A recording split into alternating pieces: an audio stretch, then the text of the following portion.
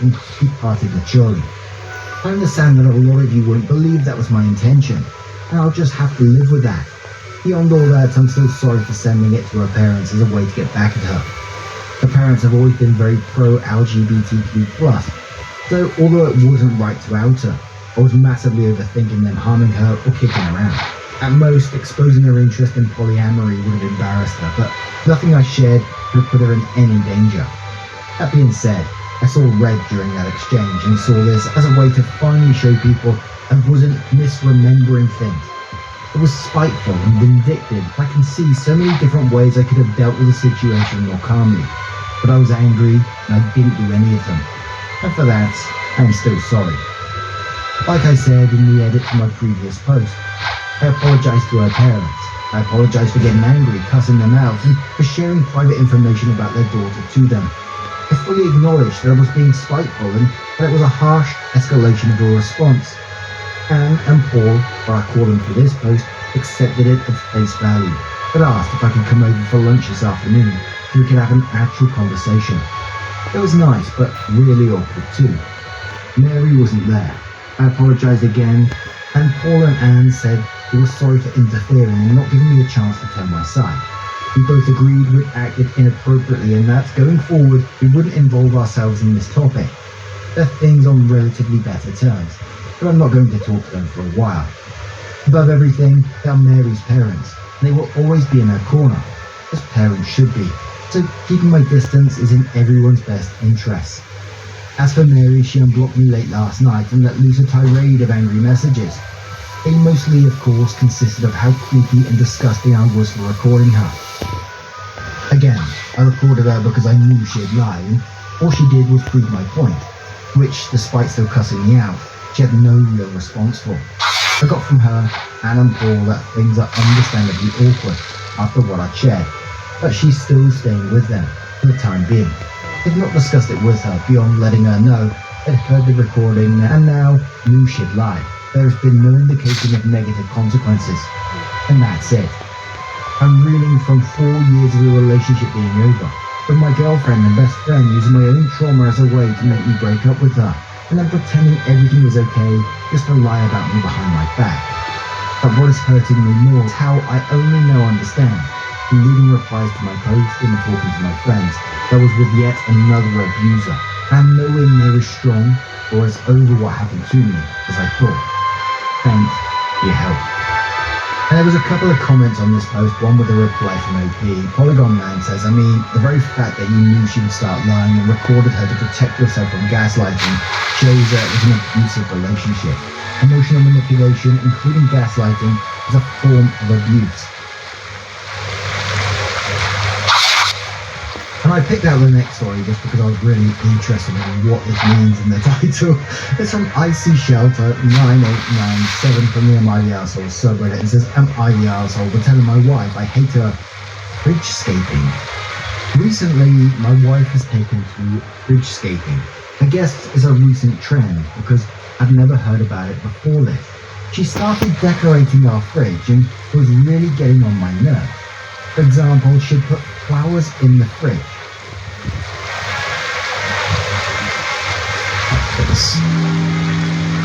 Found out my long-term partner was unfaithful through a shared music playlist, so I hired an attorney who can make her disappear. The eyes, Chico, they never lie. Today on our space, if your wife is making boo-boo eyes with someone else, chances are they aren't just friends. I, 47 male, have been married to my wife, 47 female, for nearly 15 years. We've been regulars at this tiny family-owned pub down the street from our place called Grotto's for the last 8 or so years. We go there every Wednesday for wings, Fridays to watch the game, and Sunday because they serve a wicked lunch for just $10. We know everyone by name, and we know the details of each other's lives. We live pretty far away from family, and my life has been sort of estranged from hers for quite some time, so these people are like family to us. During lockdown, the place almost didn't make it, but somehow pulled through. When I lost my job, they hired me even though it was hard for them financially, and I helped make pizzas and deliver food for a short period of time until I landed back on my feet. They literally saved us with the shirts off their backs. About 4 months ago, there was this new guy that started and he became their new server. I'd catch him giving eyes to my wife, and if I'd go to the bathroom, he'd somehow find his way back to our table when I wasn't there, even though he wasn't assigned to our table, and I could see him trying to flirt with her.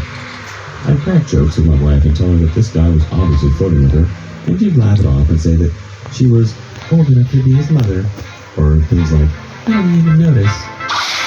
After a while, I noticed that he'd bring her drinks that I'd never seen her drink before. She'd say, "Oh, I love this," or something like that. And he would say a little comment like, "I know," or "I remember." And I'm sitting there like, "What?"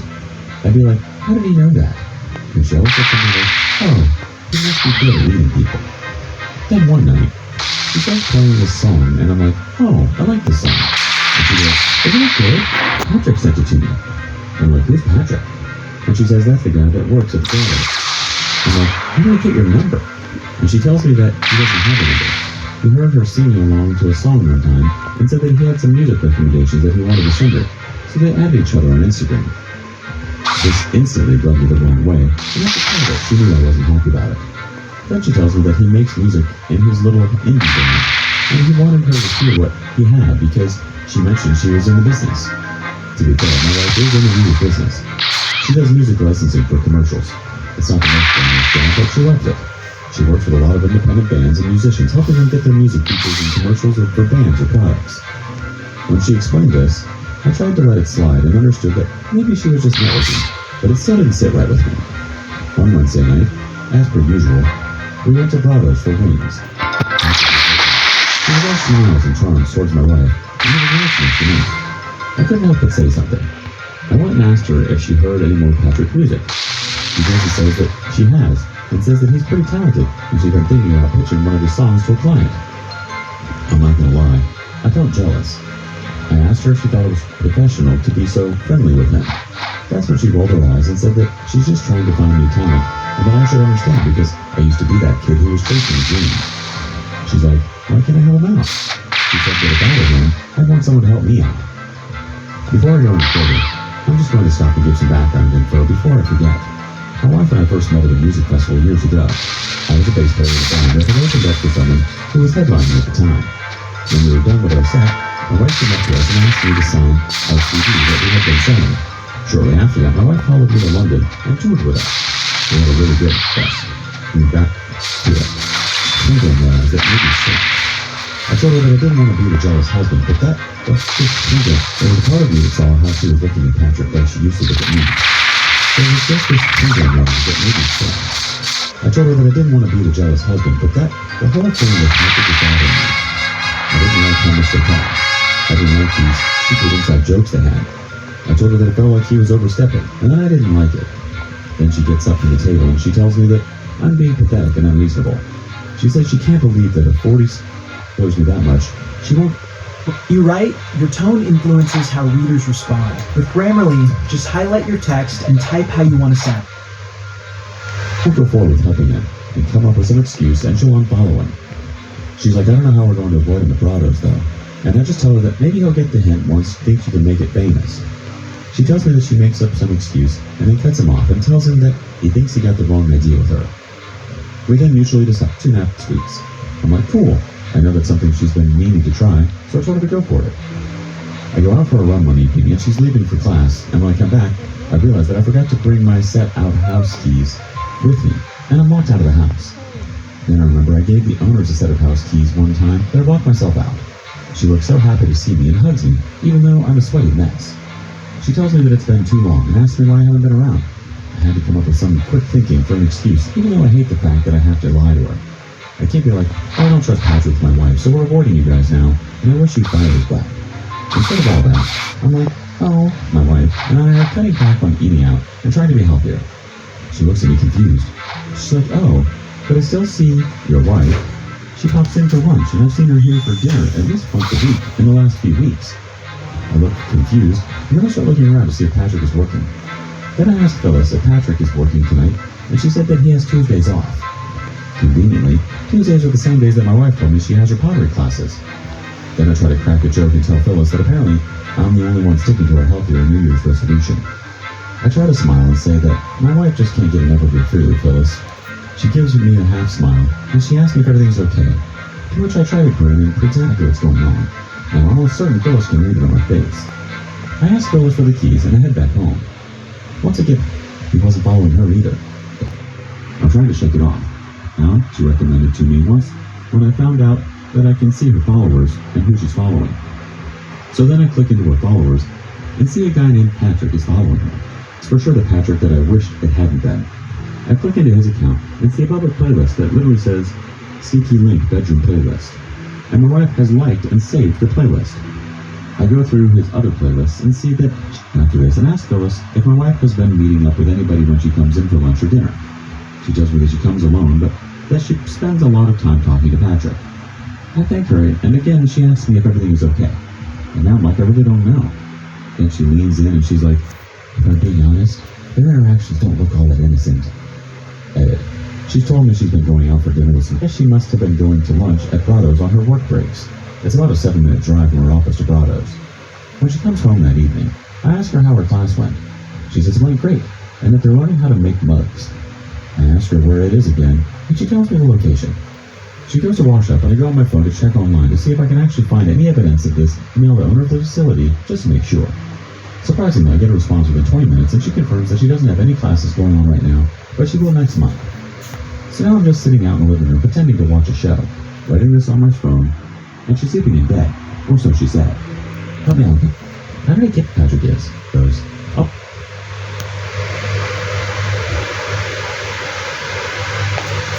Since my original post, I've had to play it off like I don't know anything. I did take a day off to confirm that I saw her car out front of Brado's for lunch, so that was fine. But anyways, since finding out everything, I tried to think of a way that I would confront her on all that I knew. Last night I ran a bath for her and poured her a glass of wine. While she was in a bath, I connected my phone to one of our speakers in the bedroom and started playing the Sneaky Link playlist of hers. I wanted to see how long it would take for her to catch on to this playlist once she got out of the tub. Not too long after she got out, I started rubbing her feet as we were laying in bed, and she's humming to the music, and then suddenly she stops and looks at me and asks me what music I'm playing. I tell her it's this new playlist that I found recently. I asked her if she's ever heard of some of the songs on it before. Then she pulls her feet away from me, and she looks at me and asks me what the playlist is called. I look at my phone and pretend to act all innocent and say the name. There's silence between us until I tell her that I dropped in to see Phyllis this past week after my run because I forgot my house keys. She's like, oh yeah? And then I tell her that Phyllis has said that she sees her at Brado's often. And she's like, yeah, I've been meaning to tell you. I go in just to see them. I just miss them, you know? And I'm like, yeah, me too. But then I give her a chance to tell me the truth and I say, do you want a chance to tell me what's really going on? She's like, what do you mean? I'm like, don't play stupid. Then I tell her that I took Friday off. I said I left the house pretending to go to work, but I just parked around the corner until I knew you were gone. Then I came back home. I told her that around lunchtime, I wanted to see if her car could be parked out front of Brado's, and it was. Then she goes, okay, so you have a playlist, and you saw me having lunch at Brado's. She's like, what does that prove? And then I tell her to come clean.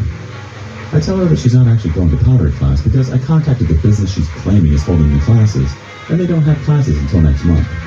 And I also told her that Phyllis said that Patrick has Tuesdays off of work. I'm like, is that just a coincidence? She gets up from bed and she calls me a sick bastard for following her around and making up all these lies just because I'm jealous of some boy. I'm like, are we really doing this? I've been connecting the dots and all the signs are pointing to you cheating on me with some wannabe Dallas Green. Then she pulls the, you just tell her that thieves. And I'm not sure where she's staying, but that, like, some took. I guess Patrick was spilling the beans to Phyllis's granddaughter, who works there occasionally, not realizing that we're all basically family. He told her that my ex left me because I in her basement suite. So turns out she left to go and stay with him, and turns out he lives in Pinnacle Playlist, if you know what I mean.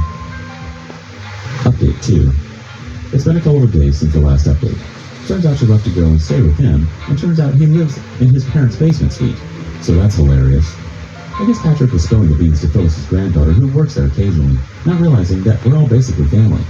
He told her that my ex left me because I was jealous and apparently controlling, and that she's crashing at his place, and that they've been having wild, unhinged sex, and it's the best he's ever had. Why he wanted to tell her this, I don't know. Maybe to make her jealous? Maybe he's just stupid. I'm betting on the latter. Anyway, Phyllis's granddaughter told Phyllis this, who of course came over bringing me dinner to tell me all the news that appeared, but it just confirmed what I already knew. Thank God for Phyllis and Brad. Literally amazing, beautiful creatures. The passcode. I told her that she's not welcome back and she can start over where we missed the Brady Bunch. She ends up telling me that she has in fact been going to Brado's without me just to meet up with Patrick and talk future plans for his music. She admitted that she has slept with him, but that she only started sleeping with him after she packed up some of her stuff for some space. And the only reason she slept with him is because she's under the impression that we're separated. Not sure where she got that from. I never used the word separation. I never asked for separation. I just asked her to tell me the truth about what was going on. But if that's where she's at in her mind, then that's where I'm heading.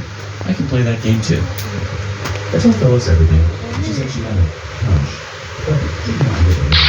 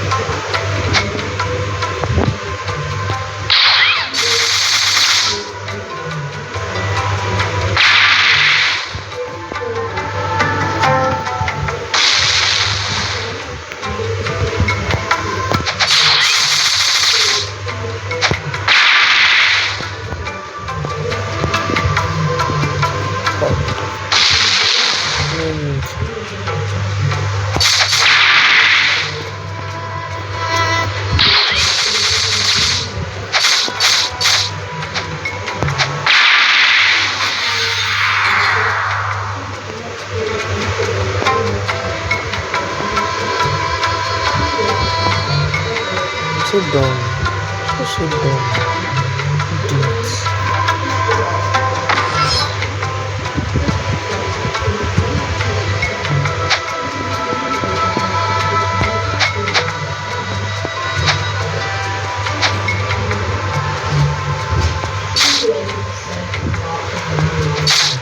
Since even her boyfriend couldn't move in with her, and so she and my parents decided that she was going to move back in.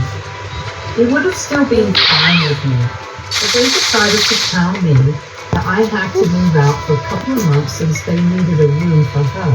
Sasha already had a room in our house, but after she had moved out for college, Jacob had turned it into an office, and my parents told me that she couldn't stay in the living room. In the living my room, and they told her outside. I was already for exams coming up in her pregnancy because Sasha had never been in my family. She had voices. I continued to argue with them until they finally stopped. He kicked out, and nobody could stop him since I was an adult. I thought that my mother would bear down this, and I just had to do as I was told.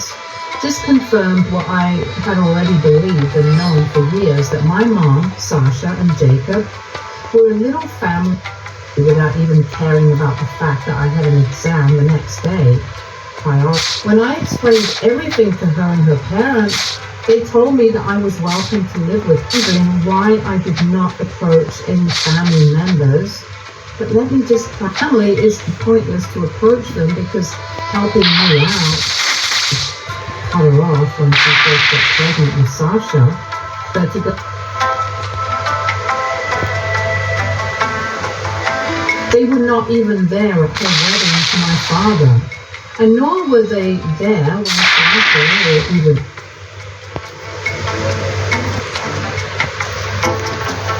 my friends instead. After I got kicked out, and started staying with my best friend and her family, I constantly expected my mother to reach out to me. I did not have any such expectations from Jacob or Sasha because I knew that they never cared about me, and they were probably happy that I had left since I never fit in with their perfect little family. But the fact that not even my mother decided to reach out to me after I had left is what really hurt me. And after a couple of months, I decided to give up hope. Sasha has given birth, how they are proud parents to their daughter they want. I've only been focused on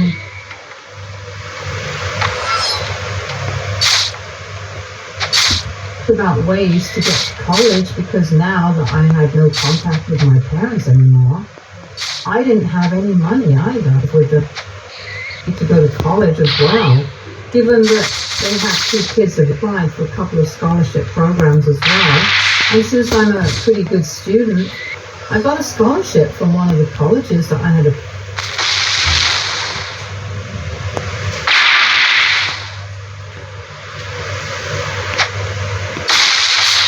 60% of my tuition had been waived off, and I decided to take out a student loan with the help of my best friend's parents, with them as the co-signer on the loan.